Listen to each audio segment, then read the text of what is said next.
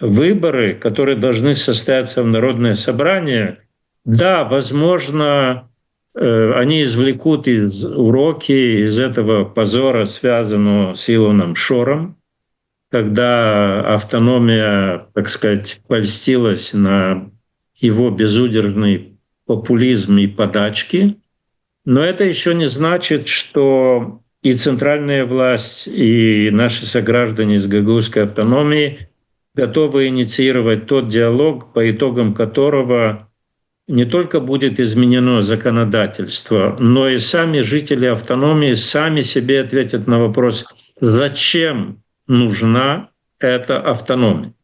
Потому что если сегодня хочешь, чтобы на тебя натравили всех собак в социальных сетях и так далее, нужно сказать, а может быть, автономия — это в первую очередь культурно-национальной должно быть автономия. И сразу поднимается истошный визг. Нас хотят свести к уровню танцев и песен.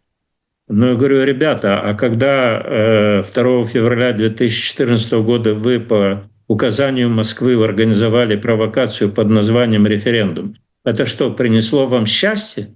А когда молодых людей из гагаузской автономии вербовали и отправляли в лагеря по подготовке боевиков в Ростове-на-Дону, это как? Принесло вам счастье? Для этого автономия?